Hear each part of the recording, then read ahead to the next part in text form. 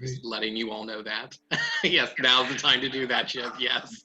I'll take a screenshot while we're at it here. Oh, right.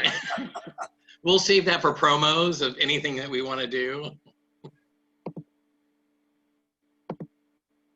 Can I ask, so how big is your mailing list? In other words, how many people got notification of this? So those that have attended before, it's around 130 on that list who have come to different educational engagements that we've done. And considering we've only done 6 before this, that's a pretty decent size of people for that. Obviously, some of those have been better attended than others, but, you know, overall, you know, we average, you know, 10 to 15. I'm gonna admit Michael. Very good. When your eyes start to.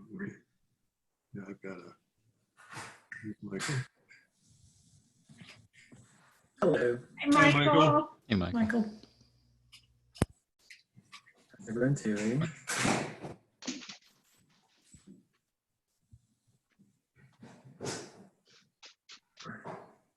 Did you get the stuff that I sent you, Michael, today? Yes, I did. Okay, good. Great. He's sharing a link to that document in the chat. Good. Perfect. Well, if you're all ready, I'm going to start letting people in, and then I'm going to get us live onto Facebook. Oh, Tony's on. Hello, welcome everybody. We're going to keep everybody on mute.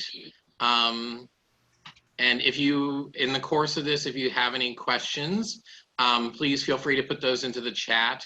Michael is kind of checking that to make sure that if there's any questions, we get those. We have some chats, you know, pre-made for us to get some questions to get things going. We are recording this session, and we are also doing this live to Facebook. So if you don't want your face on Facebook, keep yourself muted, as well as keeping your camera off if you don't want that on there as well. We'll get started here in just a minute. I'm preparing the live stream as we speak. This is a first for us, so yay technology.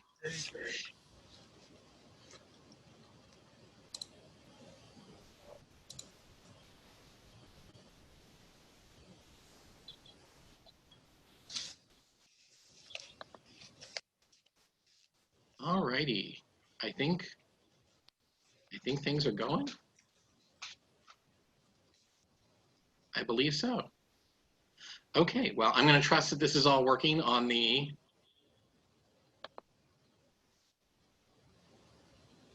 Facebook side of things. Experimentation is fun. So welcome everybody. Again, if you're not a presenter, please keep your mics off. That way we don't get any extraneous noise in the background. And then if you have any questions that pop up throughout the evening, just go ahead and put that into the chat for everyone. And Michael, who is kind of monitoring that, will interject with some questions when we need those. And yeah, and if there's any questions for those who are watching on Facebook, you know, please feel free to ask those questions, and we'll try to get those in as well. So we'll start with some introductions, and my name is HR. I'm the Executive Director at the LGBTQ Center. My pronouns are he, him. And this evening's educational engagement this month is talking about faith in the LGBTQ community. So though we do not have every faith community represented here this evening, we do have a nice array of people here to talk about their particular faith and how it interacts with the LGBTQ community. We do have some representatives from the LGBTQ community as well talking about their faith and how that fits in. So without further ado, I'm going to pass this to Chip to introduce themselves and tell a little bit about who they are and who they're representing. Thank you, HR. My name is Chip Roush. I use he and they pronouns. I serve the First Unitarian Church of South Bend. I'm also on the board at the LGBTQ Center, and I'm tickled to be here tonight. Hank and Nancy, how about y'all? Okay, I'm going to defer to Nancy to start off. I'm Nancy Mascott, and my preferred pronouns are she and her. I'll just tell you a little bit about myself so that you have some orientation to who I am. I was raised out east. I came to St. Mary's to go to college. I attended St. Mary's as well as the University of Notre Dame. I have two children, one son who lives in California who's gay, and a straight daughter who lives in Maui, Hawaii. I have a grandchild who just started college in Colorado, and I don't know yet how she identifies. I was a mental health counselor for 5 years, and then I was a personal counselor at St. Mary's for 15 years and at Notre Dame for 3 years.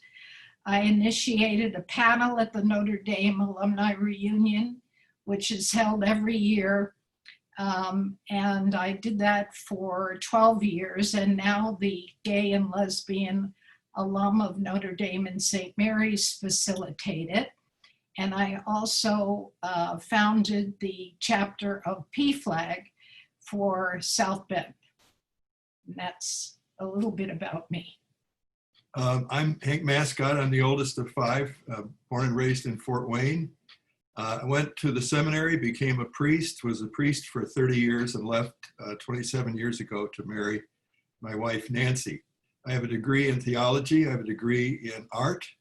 And I was asked to serve on the board of another bookstore, which eventually became the Center. And after, I think, 8 years, I served my term on the board and was asked to leave, which I was happy to do. We're still very supportive, and I think I have had a lesbian sister who died a couple of years ago, and of course Carl, who I see as my son. So I've really had a passion for dealing with the religion issue and this whole issue of homosexuality, the gender and sexuality issue. And I think that's been a struggle because the Catholic Church officially is not really welcoming as I think it ought to be and should be. And I can talk about that at more length. That's enough.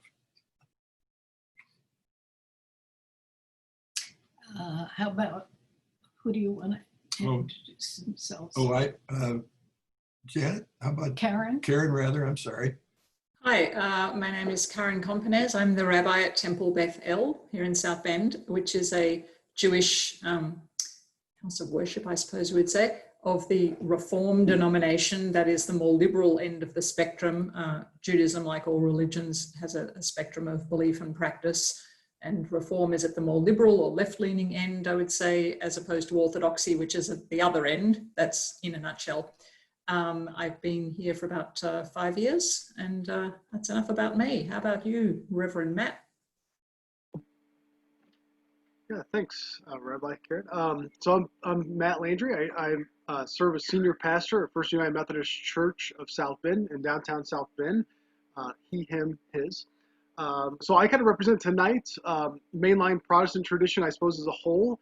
Within mainline Protestantism, as you probably know, there's just a wide spectrum of beliefs and traditions within each particular denomination. In my own tradition, the United Methodist tradition, there's a network of churches called the Reconciling Ministries Network that my congregation is a part of. One of 2 churches in South Bend, a part of that network, that's open and affirming. And so we join churches across the nation, and actually even beyond. It's actually an international organization that votes to become a part of this network. And as a congregation, we have an inclusivity statement where we welcome all people, welcome and affirm them. And so it's a part of what it means to be reconciling. The congregation voted, I think, 3 or 4 years ago to become a part of this network. It was before I got here. So I have the joy and honor of serving this congregation now as we continue the conversation forward into the future. But I'm glad to be serving that church and glad to be in conversation with all of you tonight. Kelly. Yeah, my name is Kelly Bickel. We'll see if my video works for me. Every once in a while it goes out on me, especially when there's a lot of people on the call. But when I said my name is Kelly Bickel, he, him are my preferred pronouns. Oh, there goes my video. And I am, as you can see, representing the Northern Indiana Atheists, which is an atheist group here in town based in South Bend, and we cover all of Northern Indiana.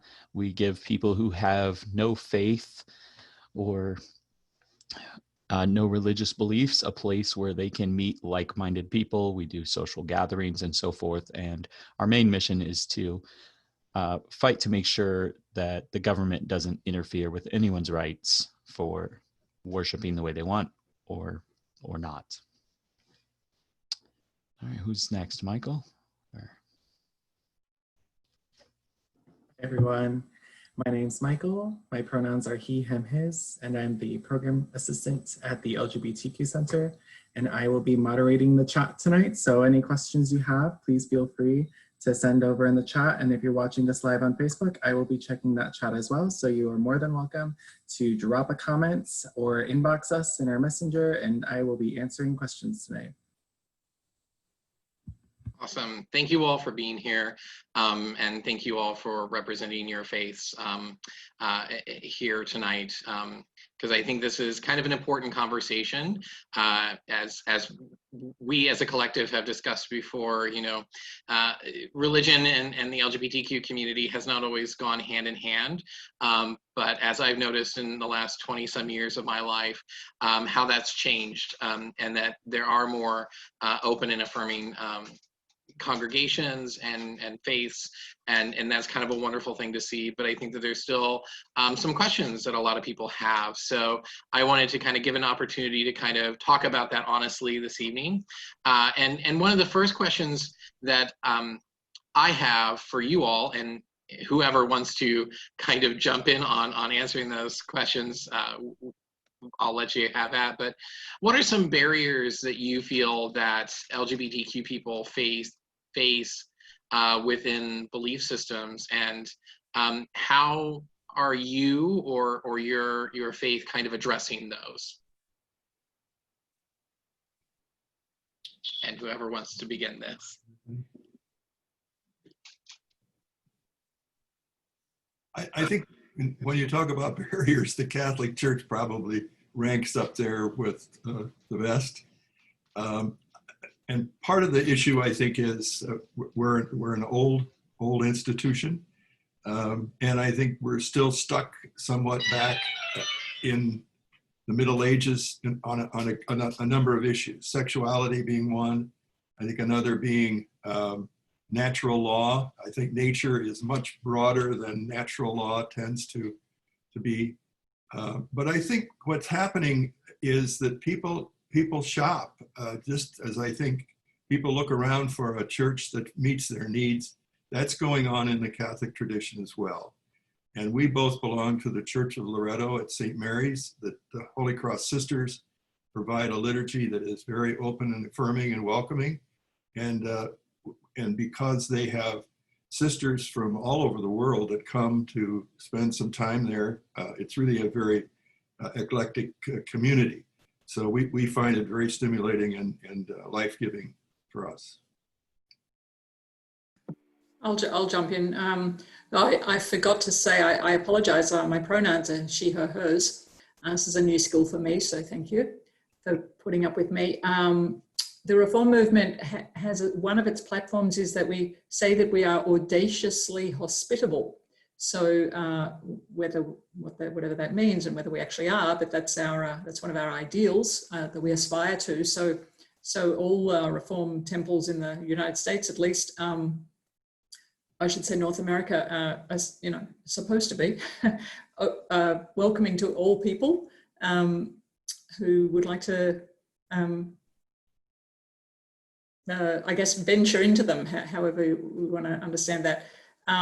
So in terms of my own temple, I don't know if there are any official overt barriers, but of course there are unspoken covert barriers like whether people actually do feel accepted when they walk through the doors. And of course, that's often a function of who they encounter.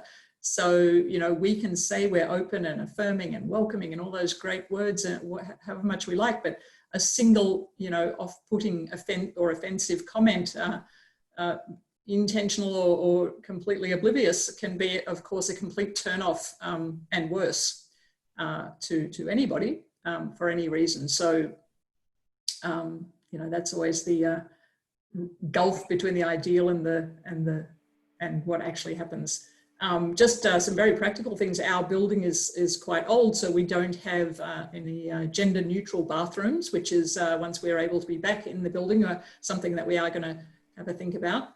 And one thing that's very specific to Judaism, and may not be relevant to anyone on the call, but I'll just mention briefly because it might be of interest, is that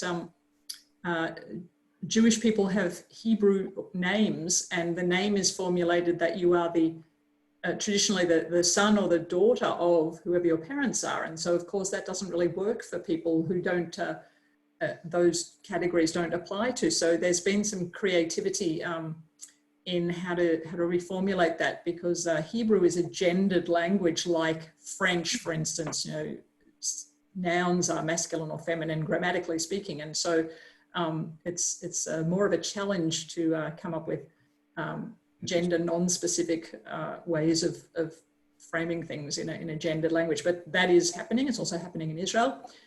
So I thought that may be of interest in terms of a barrier of sorts. I actually find, sorry, I just wanted to touch upon that. I thought that was really interesting, that I'm not as familiar with the Jewish religion as I am with some others, but I find that interesting that you all are talking about, you know, having a gendered language and how that affects people who don't necessarily use, you know, don't identify as one gender in particular. So I think that's commendable. I love that. I think that's really kind of fascinating. I'll just add, so sorry, just one more briefing. So, I mean, the people who are any gender identification have been ordained as rabbis in Judaism, mainly in the non-Orthodox streams of Judaism. So yeah, so it's has come up, yes, so to speak. Very cool. Yeah, so I just wanted to share, just piggybacking off of what Rabbi Karen said about communities. I think one of the barriers that exists, especially within the Christian world, is just the wide spectrum of beliefs that's out there. And even within like my own denominational tradition of United Methodism, you know, a lot of people might not know where that particular community of faith, that church community is with this conversation, how welcoming they may or may not be. And to some degree, I think it's even depends on the pastor, where there are some churches where the pastor is very much welcoming, but the congregation maybe not so much, or vice versa. And so I think that is a challenge, you know, for a lot of people to know, like, where can I go to be safe? Where can I go to feel fully welcomed? And so at least for like my congregation, being a part of the Reconciling Network has really helped. We've had a lot of people since I've been here for a year who have come as a result of finding us on that network's website. I had somebody email me before about gaychurch.com, which I didn't even know existed. That was like 2 weeks ago. I had no idea. HR is writing that down. I didn't even know that existed, and we're listed on that website as well. So I think there are ways to find those welcoming and affirming communities, but I know it can be difficult to just kind of walk in and not really sure what that particular congregation believes or how people will be welcomed or not. One of the emails that I sent from New Ways Ministry, they have a catalog of Catholic churches around the country that are gay, welcoming to gay and lesbian and trans people. So there is through them you can find out if you're in Chicago or Philadelphia or wherever, to find a church that you're welcome at. When you talk about barriers, I think a lot of the families that came to PFLAG, Parents, Family, and Friends of Lesbians and Gays, were struggling with how do I balance acceptance and love of my gay, trans, lesbian child, and my faith that is telling me sometimes, depending on the particular tradition, that this is wrong. I certainly experienced that as a Catholic. And the way I have resolved it is that I consider myself a part of the Catholic community of the Church of Our Lady of Loretto, but I don't consider myself a Roman Catholic in terms of the institution.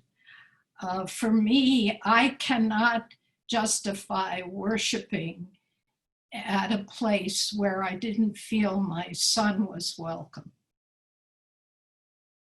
So I think for parents, it isn't just the LGBTQ person, but also their families oftentimes that experience this struggle.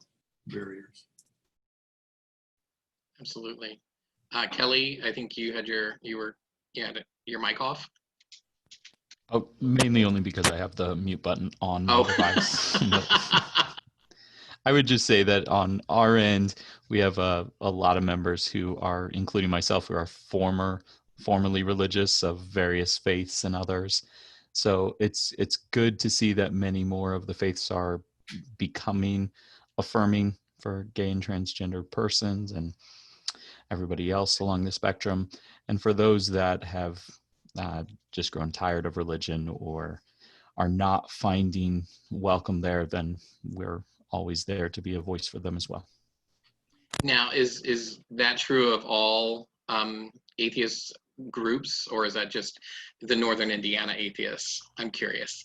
I would say the majority are going to be welcoming of anybody that's questioning their faith or interested in that. Cool. Chip? So the Unitarian Universalist Association is both ultra-liberal and non-creedal, which means you don't have to believe any particular thing to join a congregation. And what that means is we don't have any way of verifying or requiring specific beliefs. So in general, we're quite welcoming. We've been ordaining gay and lesbian people, and I'm presuming bisexual people, for 40 years or so. We've been ordaining trans and non-binary people for at least a decade, so that they find wide acceptance throughout our movement. And much as Rabbi Karan was saying, there are still people in the congregations who may still be new to the idea or still wrestling with their own experience. So that may be one of the barriers. We actually have some of the opposite end of things. So our congregation is called Fust Unitarian Church, and the word church often has difficult connotations for our rainbow siblings and cousins. We had the Trans Day of Remembrance service a few years ago, and what an honor to be able to do that. And there were people who found it hard to attend because it was at a place called a church, and church had hurt them before. So even though we're not quite as, anyway, so there's that. And the other end of the spectrum is that we do have people who embrace their theist, and they consider themselves Christians, or they consider themselves Jews, as well as being Unitarian Universalist. But we rarely say prayers specifically to God. And so lesbians, bisexuals, trans folks who want a personal relationship with a deity may not find everything they're looking for at the UU congregation, although they'll probably be welcome and appreciated for their presence. Interesting. We kind of touched upon it a little bit. You know, we talked about, you know, church has hurt some people who might be coming to you. And a lot of times, you know, I talk about, you know, LGBTQ folk find it hard to want to go to systems of care sometimes because they're run by religious organizations. If they see that, you know, they may need to make use of a food bank, but it's run by Saint something, that's automatically turning them off. So if any of you can maybe speak to a little bit of addressing that trauma that some LGBTQ folks have when they come to you, maybe specifically, or to your congregation or your organization, how might an organization address that trauma with those individuals? Yeah, I'm going to jump in. Only because I'm probably the person to whom this question least applies, or at least I'm making all sorts of assumptions there, aren't I? I mean, I think that if one has been traumatized by one's, and I'm going to say church or religious home, then that is probably not the right place to be trying to deal with that issue about. That wasn't really a very English sentence, but I think you get my drift. But so maybe it would be better to try to work that out somewhere else. And I also wanted to add, I think that these days everyone is processing trauma of some kind or another, and which is also, I think, one of the reasons why faith exists at all. So that's kind of not really an answer to your question, but just an observation on the idea of trauma. I think you were probably referring to a specific type of trauma. I was just thinking of you know, for myself specifically, the church has nothing. The church I grew up in didn't have a whole lot of nice things to say about LGBTQ people, and if that's, you know, if that's someplace I was going every Sunday and that was my moral compass, and they're telling me that I'm going to go to hell, or that, you know, I'm not a good person, that's not, you know, that's a little bit of trauma, and probably makes me not want to associate with that particular religion. So you did answer that was a great answer. I mean, honestly, I don't think a lot of people are going to go directly to a faith community to address that particular trauma. But, you know, I think you're right that, you know, a lot of times they may turn to that just because that has been a place that has helped them process trauma in the past that may not be directly related to their identity. Some other thoughts, or? Go ahead, Kelly. That wasn't me. Oh, I would say, based on my own personal experience, when my son came out to me as gay when he was a sophomore at IU, I went into a bit of a grief process. Even though I'd been a therapist for 15 years by then, I hadn't really studied or read much about orientation and gender, I hate to admit. And I went to someone that I knew was a gay priest and spent a lot of time processing with him, but I also went to someone at Notre Dame who introduced me to a number of gay and lesbian grad students. And they were gracious enough to share their stories with me. And so I knew they shared some of the same struggles I had. Just like in PFLAG, even though we may have had different religious traditions, we were all trying to struggle with loving our child at the same time we were holding on to our particular tradition. And so sometimes I think you can find healing within the tradition, but being conscious of the people that you're choosing to share with. I think you have to be able to identify that person as safe. Yeah, I think there's maybe two ways in what I've experienced that people can kind process trauma and become and get to a place where they can heal. I think one is where the church, at least the community, becomes more confessional in a way, in the sense of here's kind of where we have failed the LGBTQ community. Here's where we have caused hurt and pain. And so I recognize that even within my own tradition, that has been a part of our history. And that's a lament for me. It's something that I confess, but I have chosen to stay within my tradition to try to fight for change and to bring full inclusion and affirming as a part of our ministry. So I think confessional is one piece of it. But I think the other piece is, as we build community, as we form trusting relationships, we can begin to really kind of have more open dialogue of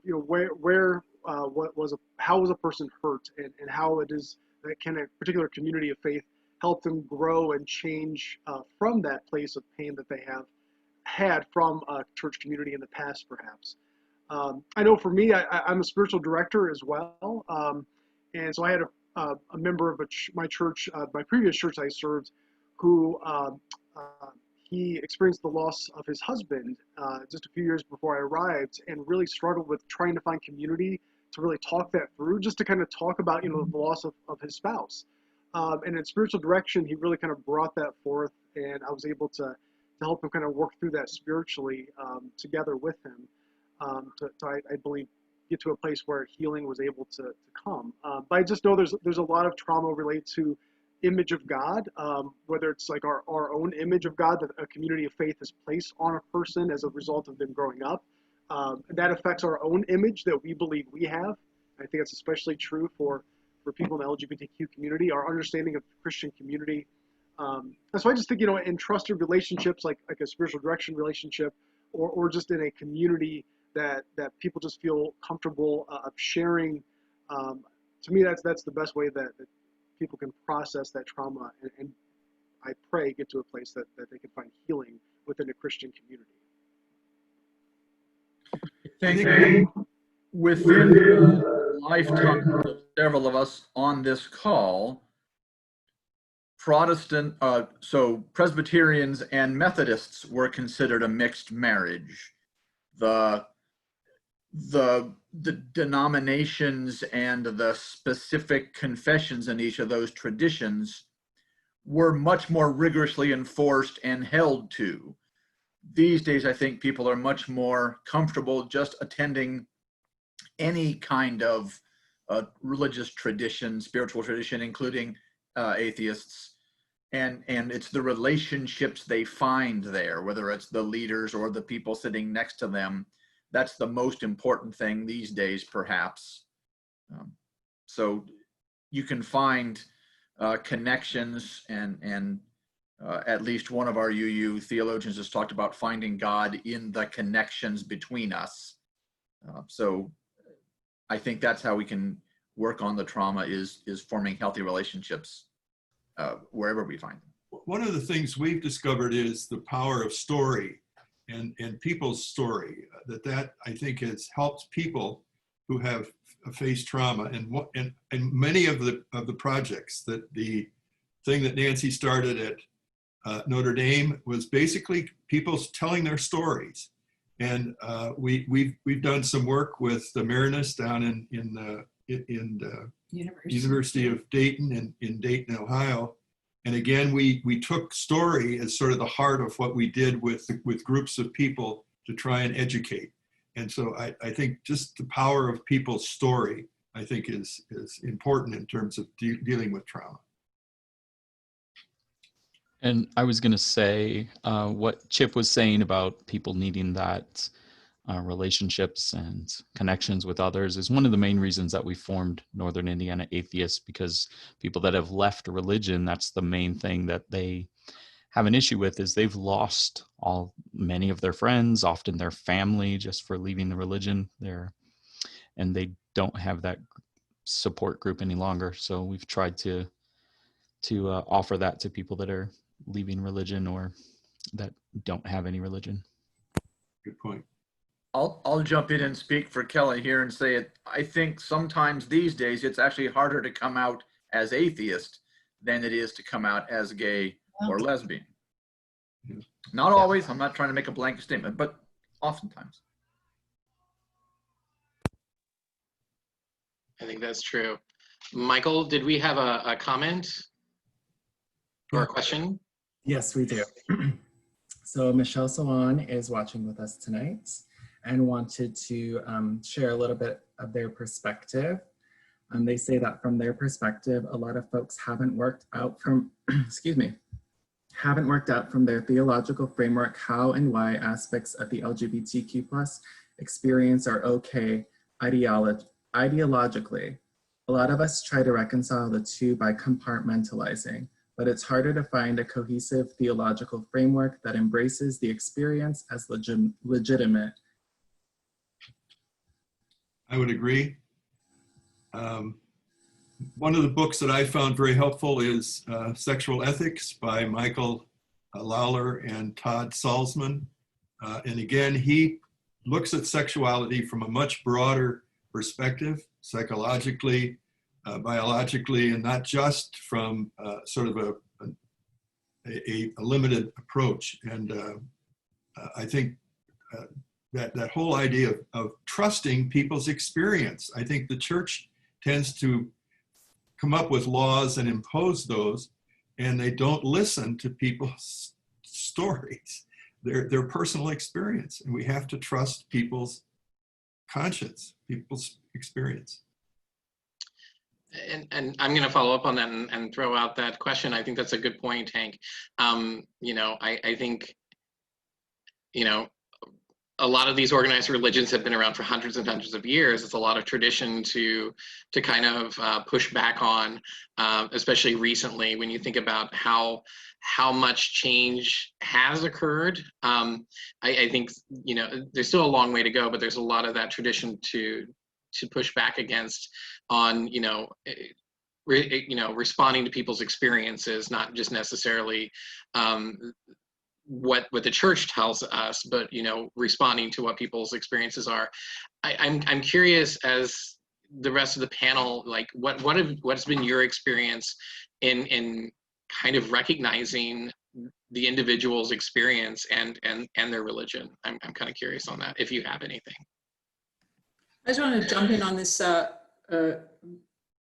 being around for a long time point. I am of the Jewish persuasion. I think of the religious traditions represented here, it's probably the oldest, it's fair to say.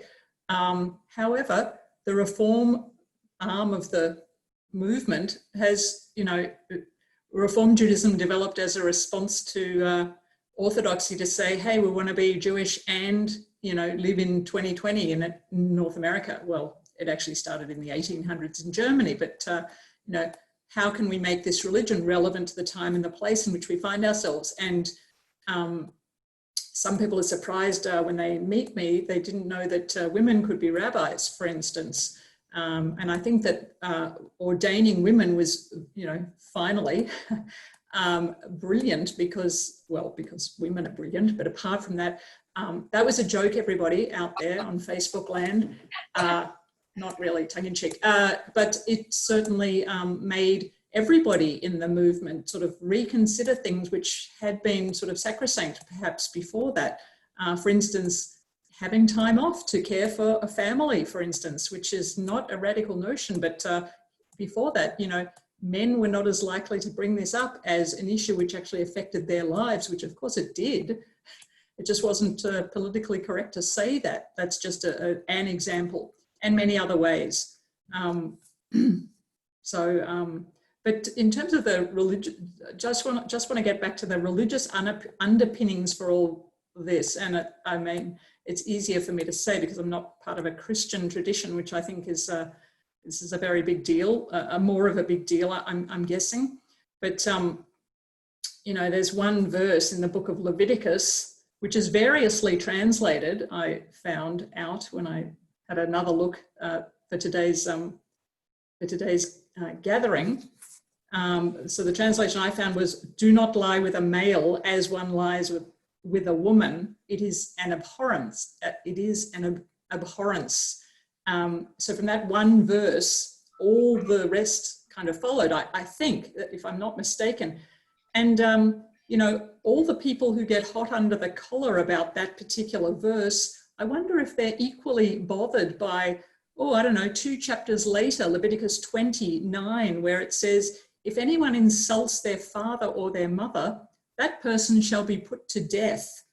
But, you know, I don't often hear anyone, I don't often hear many people advancing that as something we should all be very, very excited about. So, you know, and we all pick and choose, you know, I get that.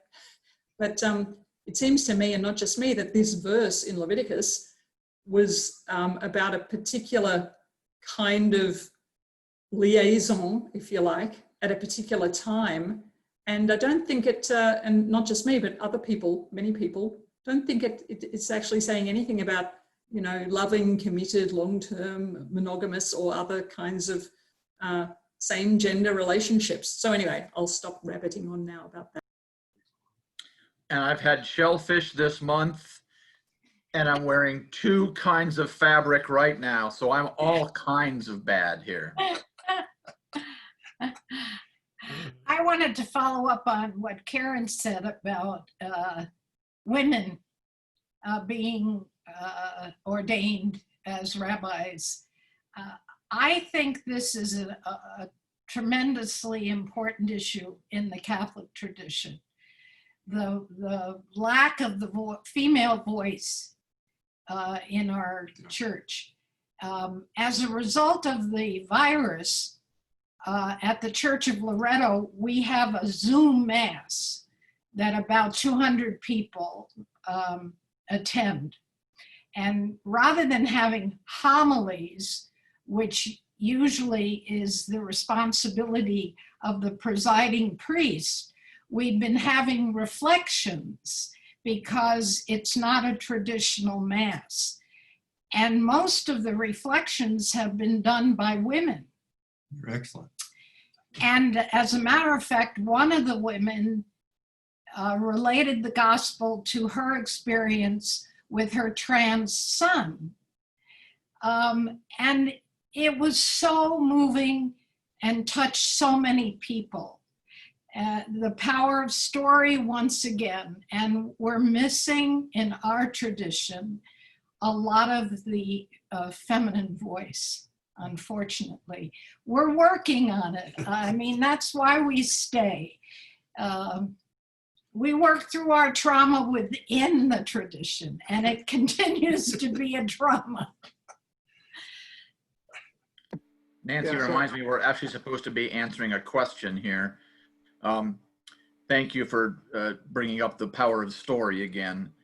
So the Unitarian Universalist Association in Boston has a whole department based on being welcoming to LGBTQ plus folks. And at the local level, about once a year, we have a sermon presented by various families. And at least one of those families is always a family that's anchored by LGBTQ plus folks. So story is indeed very important. Yeah, I just wanted to say, just related to the question that I think was Michelle that had asked.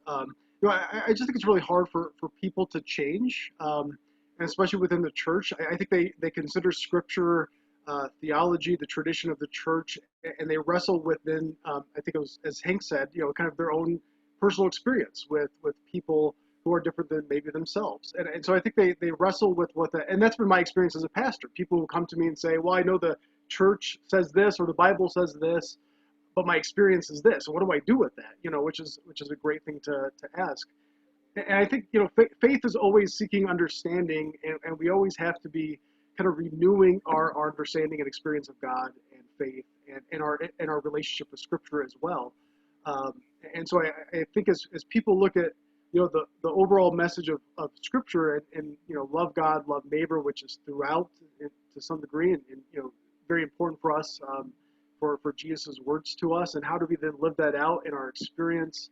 You know, I think it's a real challenge for us to then, you know, look at the other Scripture readings and there's been a plethora of writings about that within mainline tradition, of how we look at those other scriptures, but also with that key part of scripture being, love God and love neighbor, and what that means.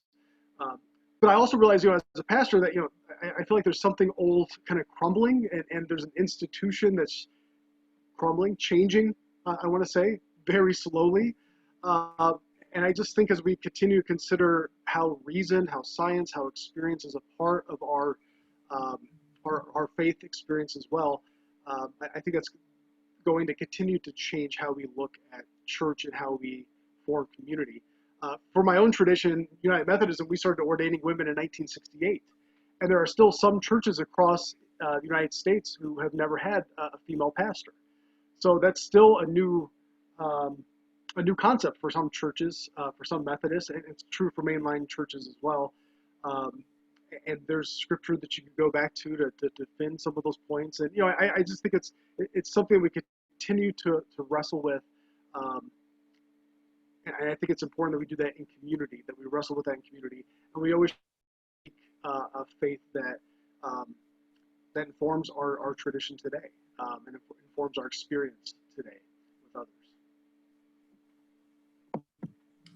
All right, so someone in the audience who would like to ask a question. We have Steve Peterson, pronouns she and they. Hi, thanks for having me. I recently had a discussion with the pastor at my church where I had formerly attended for about 20 years.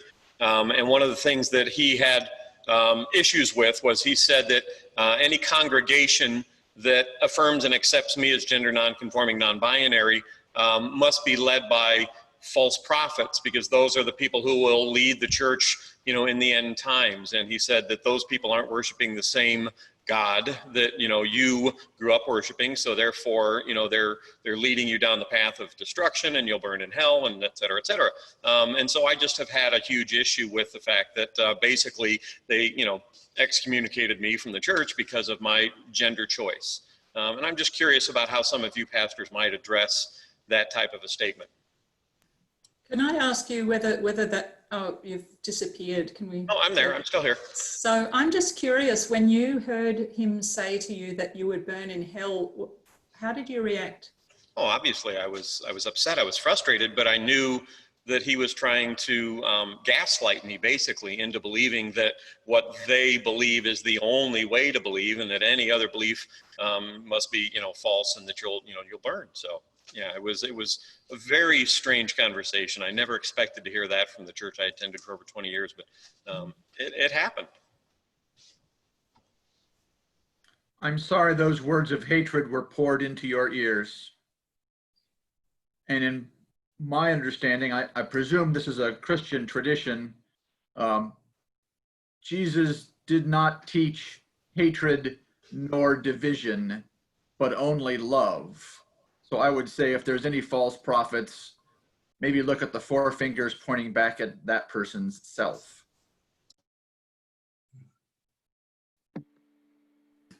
Yeah, I I think a too, lot of, sorry.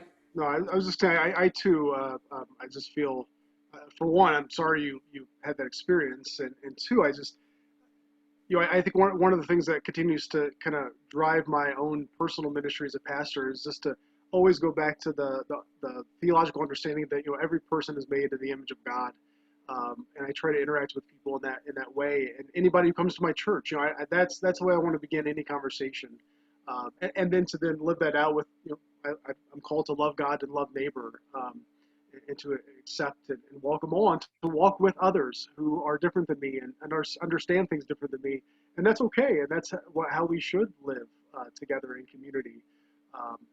So I'm sorry you had that experience. Yeah, I am too. And I was just the words power and fear occurred to me when you were speaking. And it seems like, unfortunately, a lot of people wield their religion in the name of, or sort of cloaking themselves. I'm not sure what's cloaking what, but anyway, power and fear are coming into it. So yeah, I mean, it seems to me it's more important, obviously, to you, what it is that you believe, and so that's why I was interested in whether you actually, that was resonant for you, and it sounded like it was. So I'm sorry, and I hope that you're able to find a place that, you know, accepts you for you. And I agree that it's in the image of God, of course, which we read about in Genesis, and in the Old Testament, if you take all the verses and line them up, I haven't done this myself, but I'm told that if you line them all up, the very middle verse is the one that says, love your neighbor as yourself. So it's central, not only geographically, but also in terms of importance. I would say, Steve, I hope someday that pastor recognizes that you were ministering to him, that you were bringing the gift of your honesty and truth to him. We went down to the library, I think about a year ago, during, I think it was June, maybe last year, and they had a room off the main entrance that was for the LGBTQ community, and a set of wings. And you could put yourself in front of the portrait and get a picture. And then they had a blackboard on the right. And I remember writing, don't believe the government, don't believe the church, believe the one who beautifully, wonderfully made you. I think we have to trust our own conscience, and and our own story. We can't, that's the story that we were given, that the Spirit of God works within us. And I know we have to sometimes, we battle with these things called religion, but I think we have to be willing to learn and to read and to trust and to listen. Hopefully for you, Steve, as well as for you. I agree with Nancy that I hope you were a real blessing to that pastor. And Steve, if you still love God, I say with confidence that God still loves you. Absolutely. And if you're over it, then I know the atheists still love you. And I have to send a bill to the NIA so they can pay me for all this advertising I'm giving them. Yeah, no kidding.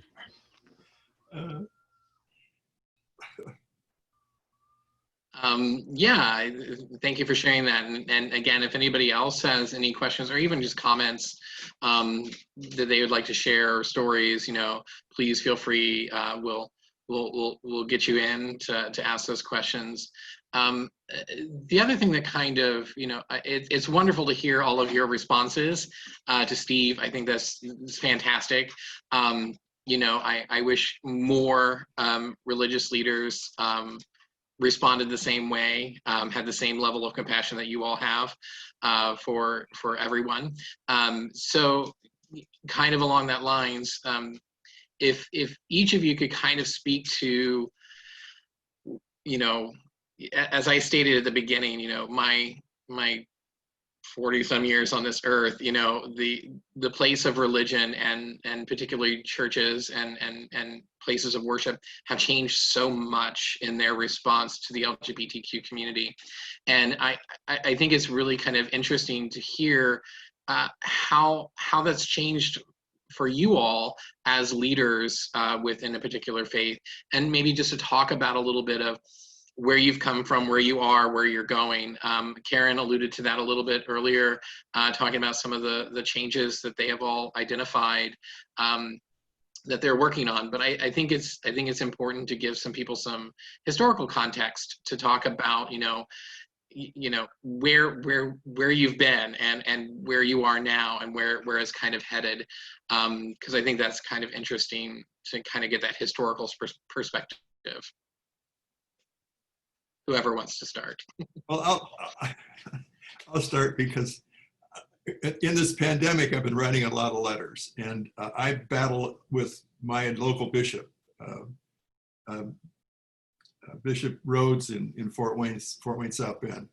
And so when I find material, well, let me put it in some context. They've just put together a sort of proposal for how schools and churches ought to handle people who are trans or who are intersexed or who are gay, lesbian, and it's kind of terrible. So whenever I find material that I think is sort of hopefully enlightening, I send it to him, and I've had some response, and he's sent me some stuff, and I'd return. So I think you just have to kind of take some initiative so that people will learn. I mean, we've written to him, and people have shared their story, but we just got to keep doing it. But it's when you're stuck in an institution, sometimes with that kind of responsibility, it's not an easy task. And then there are encouraging experiences, like the bishop that retired from the diocese where there was the Pulse nightclub, and he had come out and said, the church, the Catholic Church, has some responsibility here. Well, it wasn't long after that he was asked to retire, but he was studying at Notre Dame for a semester, and he wanted to talk about gay marriage. And we sat down with him at dinner, and we invited a lesbian married couple to come with us. And he really listened and was so touched by their story.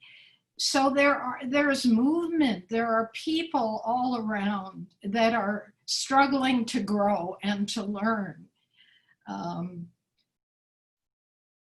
I appreciate my tradition because it gave me something to measure my own life experience against. And when my son came out to me, it was a transforming experience for me. I walked into the real mystery. I let go of some of that anchor. And it's been a life-changing and a worthwhile experience.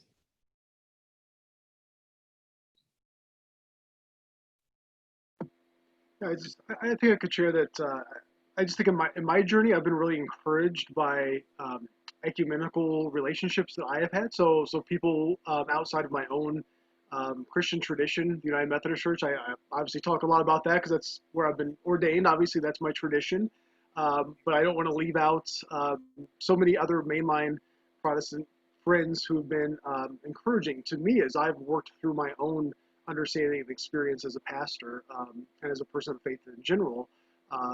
Folks from the Episcopal Church and the Evangelical Lutheran Church of America, UCC disciples. They're Presbyterian. There are so many other congregations that have also moved in a more progressive understanding that have been encouraging then to me as well. So certainly folks within my own tradition, but I recognize I'm not going to be able to continue this journey on my own. Like I need others. I need community myself to continue to learn and grow as well. So I think that's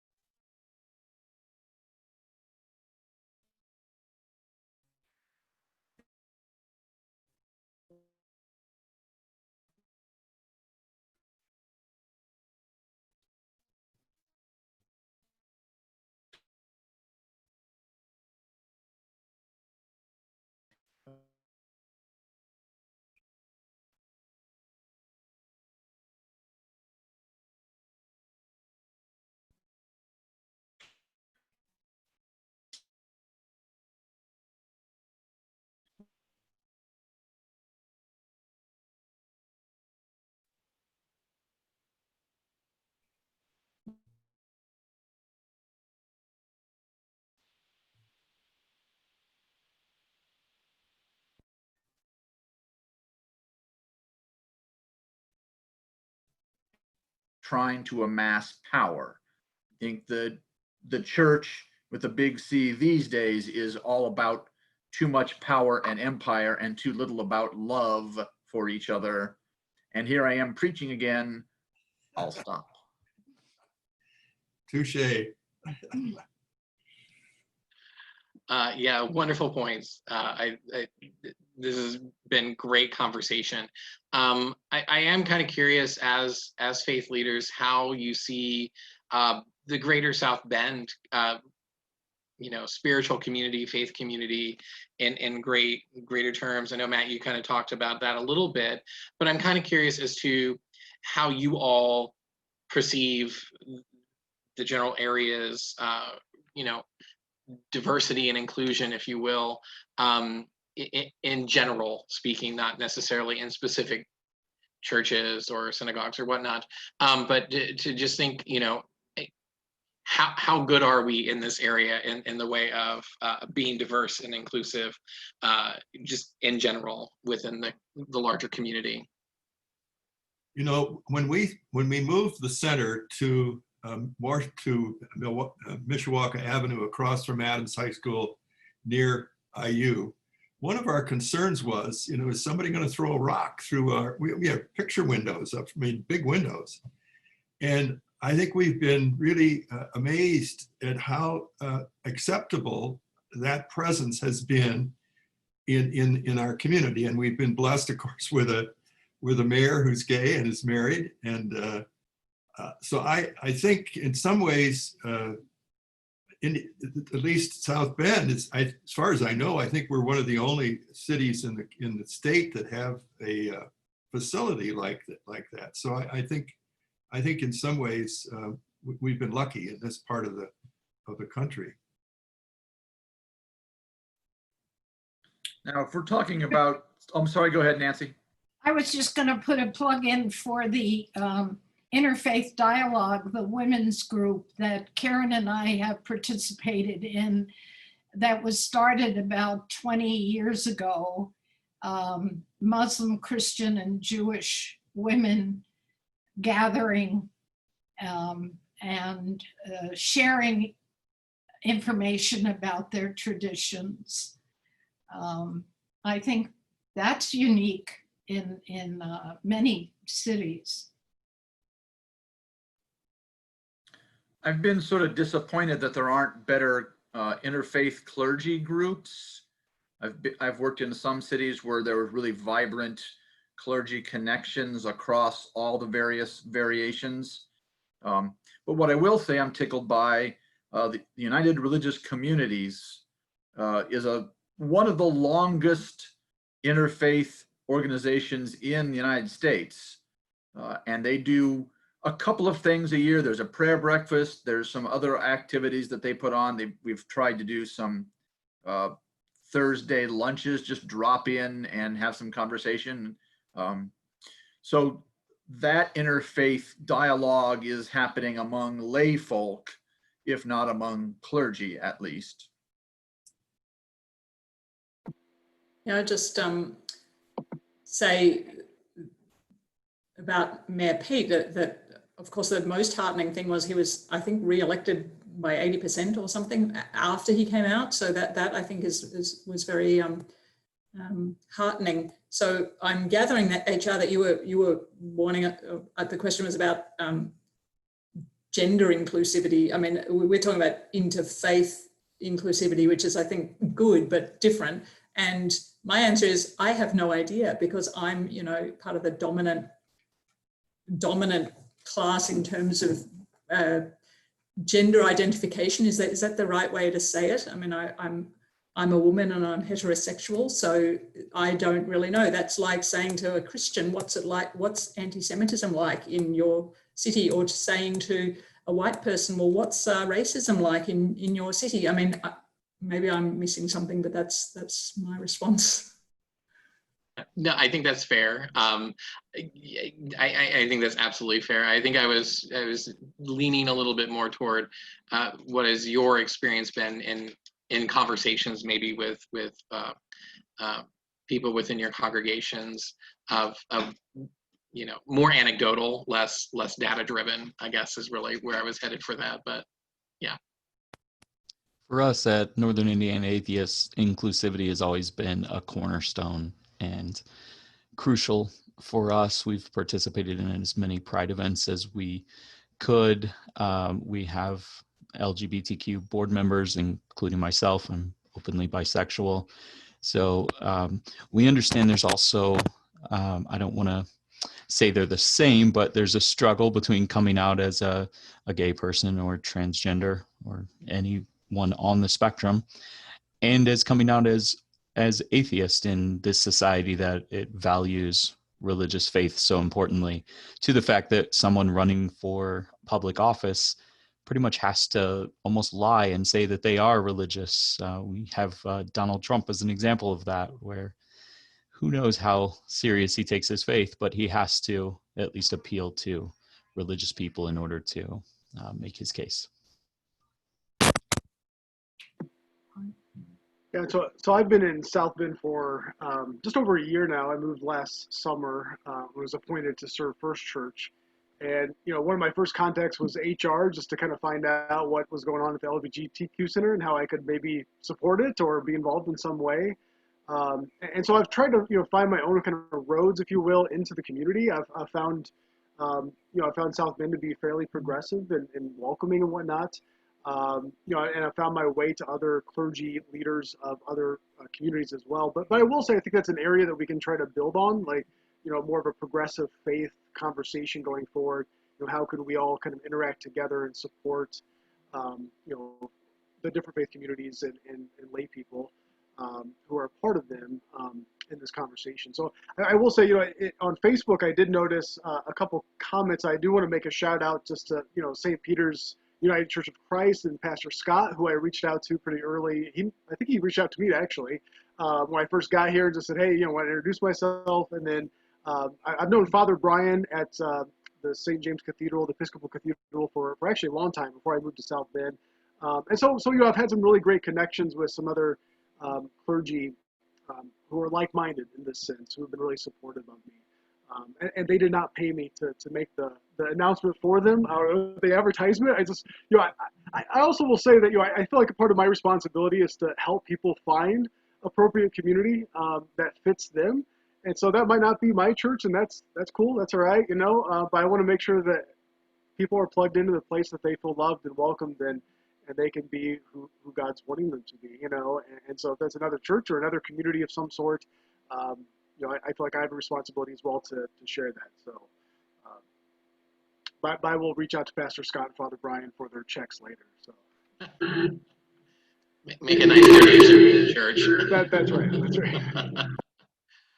I will say that Michael did share a link to some resources that our panelists helped put together, and that we also have. If once we're done with this, and we'll take the recording and put it on YouTube and have it linked to our web address.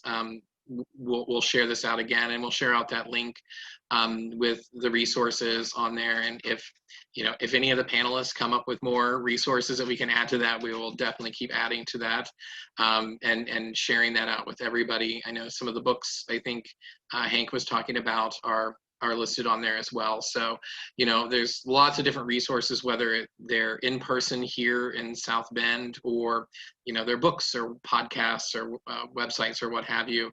We do want to make that available to everybody. Before we wrap everything up, I do want to say, if anybody else who's on the call would like to ask a question, please let us know and we'll get you in. Otherwise, what we're going to do is I'm just going to kind of do last thoughts. I kind of do a round with the panelists and just kind of, what are your thoughts? If you want to plug your church or synagogue, please do. But just kind of last thoughts on this topic in general, and how maybe we at the center can help.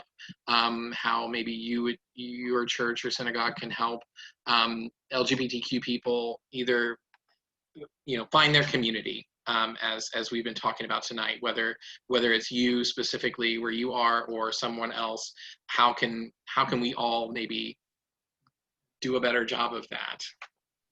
So whoever wants to take that one to start with.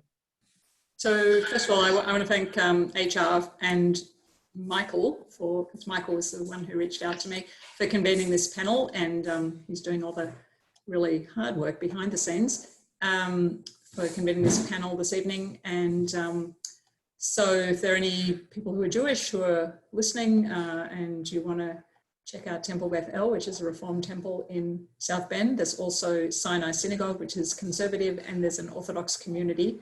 There's also a Jewish Federation. So if you go to the Jewish Federation of St. Joseph Valley, which is kind of an umbrella organization for all the Jewish community in the area, you'll find everything there. I tell people that Judaism is right for Jews or people who are maybe want to become Jewish. We don't have the truth. We are right for Jews, and there are many other religions that are right for other people. And for some people, no religion is right, and that's good too. So I just want to say that. I just did want to mention though that we during Pride Month, so at the end of our services, we have a special bread and we say a blessing over it. And because we're on Zoom at the moment, many more people have been baking this particular bread. It's called challah at home, many more than who normally would. So I said, hey, for Pride Month, let's make rainbow chalot. That's the plural of challah, this bread. And so they were all excited and they were so creative. And I say, hold it up so we can all see, so we all saw these amazing, beautiful rainbow chalot, and a couple of them got delivered to my home by congregants, and that was so fantastic. So I just wanted to share that. And also on the Transgender Day of Remembrance, I have a prayer that I share on that particular Sabbath. And we have members of our temple who are identify as LGBTQ, and they are members of our board, which is our governing body. They teach our students, they provide our cantorial music, all kinds of things, and they could be president. They can take any role, and also rabbis that ordained LGBTQ. So that's what I wanted to say. Thank you. I'd like to just thank the panelists for making the world a better place for my son. I learned a couple things on this panel, so I'm very appreciative of all of your sharing. We ought to do it more often.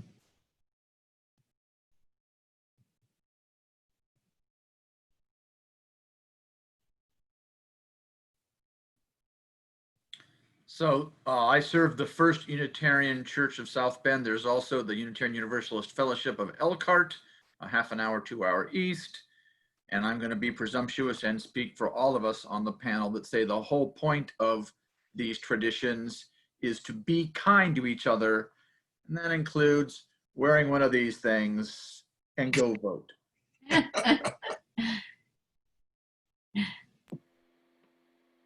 Yeah, I appreciate that this panel was put together and that the atheists were invited to be a part of this. Michael reached out to me, and I was glad to be a part. It may not strike people as the first thing to invite atheists to the discussion on faith, but many of us have a background in various faith traditions and have either lost our way or have found our way, as the case may be. And I appreciate that the Northern Indiana Atheist was created as a place where people who have no faith can reach out and still find the community and the benefits that religion may bring to others. I'd like to edit a little bit what I said. You're not just making the world a better place for my son, but also for my daughter.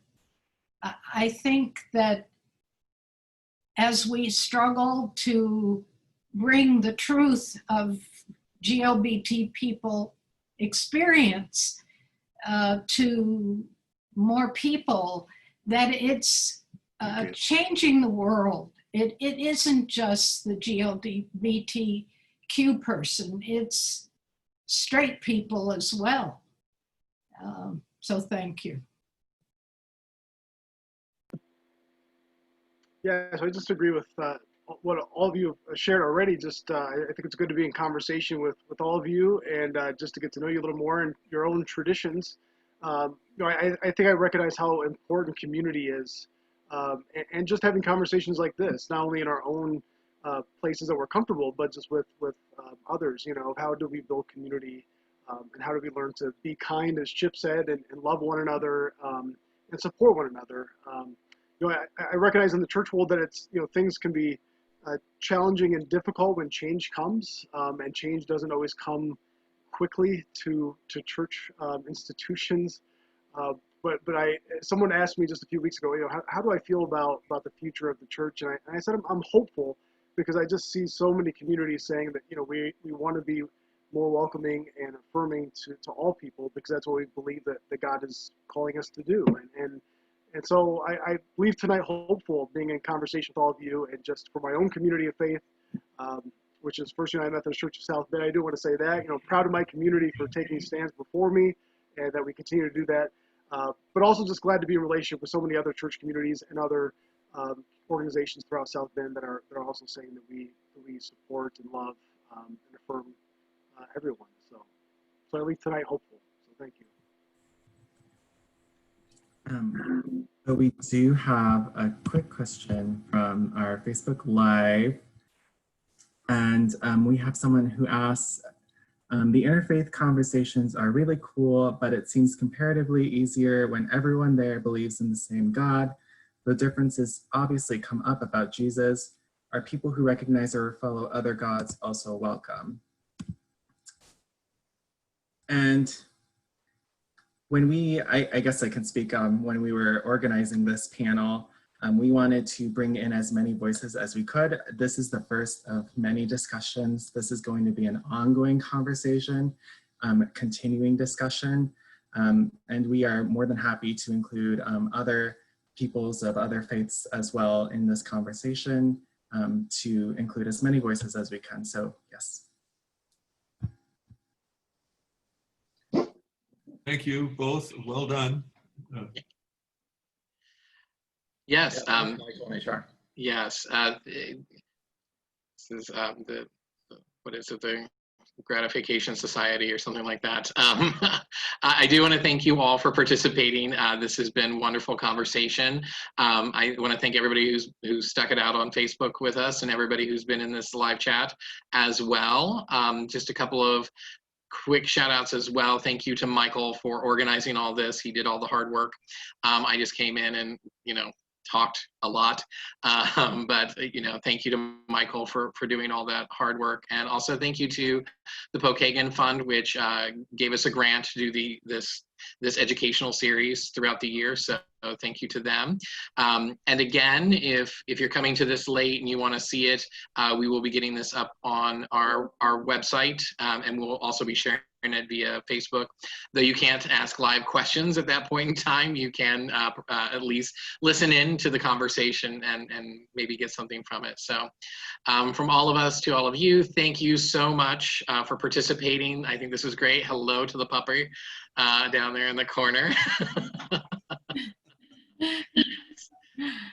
Dogs are welcome too. We love it. So we're going to wrap up now, and thank you everybody for participating, and have a good rest of your evening. Thank you. Thank you. Thank you. Good night all. Good night.